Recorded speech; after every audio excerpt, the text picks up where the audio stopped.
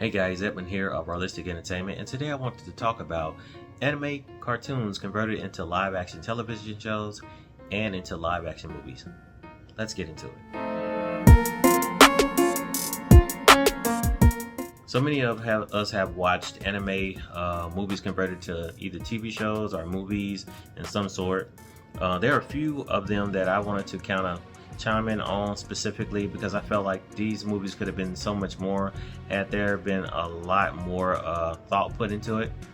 Like for instance, the 2009 film Dragon Ball Evolution. That film, in my opinion, was a lot of things done wrong, if you ask me.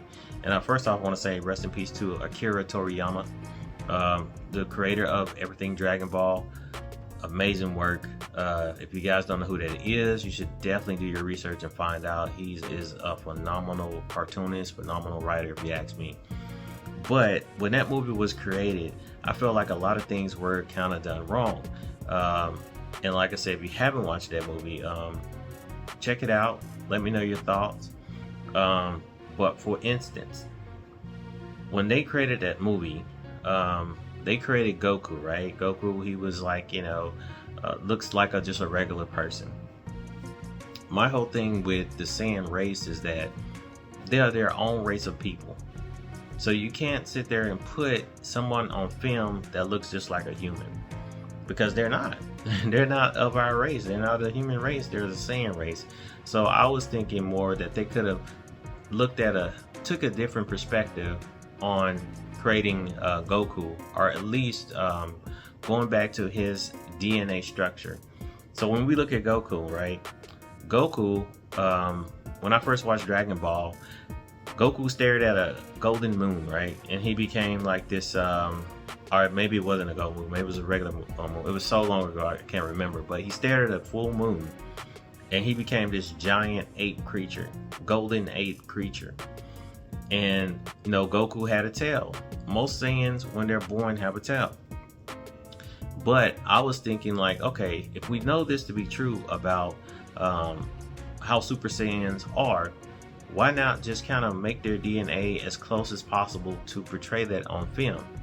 What I mean by that is, if we know that Goku has a tail, even if their tail is cut off when they reach a certain level of Super Saiyan, then their tail grows back. Goku, in my opinion, and all the Saiyans, they don't really have hair. They have more fur than hair because of their DNA structure.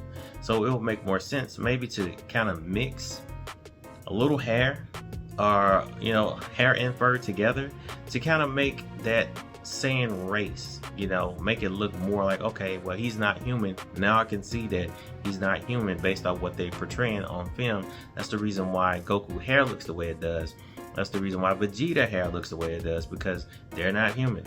So that was one of my issues with the movie, is that they were portraying these characters as if they were human. They're not human. You can't sit there and make it look, their hair just look like an average human walking down the street, because they're not human. So I would feel more comfortable if they would have made the hair on their body look a little bit more like fur, or kind of made it like infused with fur and hair. And that's the reason why when they go to certain levels of Saiyans, that their hair changes, because they are not actually human. And that was my take on the whole Dragon Ball Evolution when it came to the characters.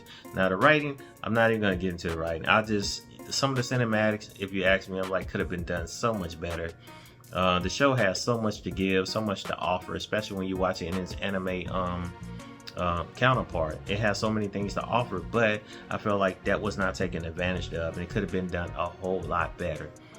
But that's my take on Dragon Ball Evolution. I feel like as far as us who are fans, things could have just been done so much better, because the writing on the cartoon is so good. The movies are really, really good as well.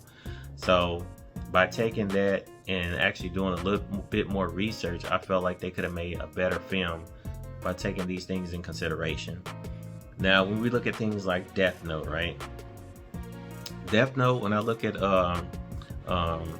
Ryuk, the demon of Death Note, when I look at Ryuk, and they portrayed, in my opinion, that character, the way it looked was done really, really well. I was like, wow, okay, this looks pretty good. It's pretty on par with what I've seen from the actual anime.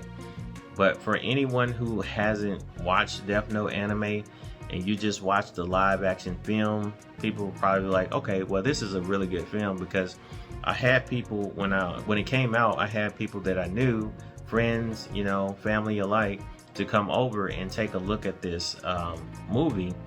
And for the most part, a lot of them really enjoyed the movie. With me, I was kind of on the fence because it didn't give me that same feeling that the actual anime did. And I feel like when they make these style of movies or even television shows, they really have to, you know, do their research to bring something to the film or bring something to the television show to make it as close as possible to what many of us who are anime fans actually see, and that'll make it a lot better for us. Just like Full Metal Alchemist, you know, Full Metal Alchemist, whenever I watched it as an anime, it had more of a darker tone, but when I watched it on Netflix, that tone wasn't there. And I didn't watch a whole lot of it, but I watched enough to know, like, okay, the tone is different. It's not the same tone to me. And I feel like when they stick with how things were actually created in its origin, that's what makes things a lot better. That's what makes people want to watch it. So even like when I happened to see that they came out with Avatar, The Last Airbender, there's a live action series on Netflix. But just by seeing the commercial, I'm like, wow, this is really close to, you know, how it looks on the actual cartoon. Now, I haven't watched it just yet, so I don't know if that's actually on par or it's spot on with how the actual cartoon is on Netflix. But I just feel like, you know, things could have been done a whole lot better had they taken a lot more time with some of these animes and put them as close as they possibly could on par with what we see in the actual cartoon. But I want to know what you guys think about this. You know, live action films and live action television. You know, for some of the movies I mentioned, do you feel like it's close to what you have seen in the past, or is it like how I'm feeling, like really different and could have been done a whole lot better? Have there been some animes that you've seen that are live action that are really close? I would like to know, because I'm curious to check those out. But these are my thoughts about some things that have been done. Dragon Ball, if you're gonna come out with a Dragon Ball Z, really got to do a deep dive in order to make sure that this is as close as it possibly can be, as far as like looking like it's a cartoon counterpart. There's so many examples on the web of that. Like I follow people on Facebook like Bulma Quest, I believe, Goku Just Saying on Facebook, Vegeta. I look at those like, man, they really did some really good work on this, and these characters look amazing. But I feel like, you know, they could have done a lot better with that movie, and even other movies as well. But I want to know your guys' thoughts. You know, if you have a list of things that you have seen that, as far as like anime converted into live action television, live action movies, I want to know about that. That way I can kind of check it out and see, you know, what my perspective will be. But my name is Edmund of Realistic Entertainment. Thank you guys for watching this video. Until the next one, I'll talk to you soon.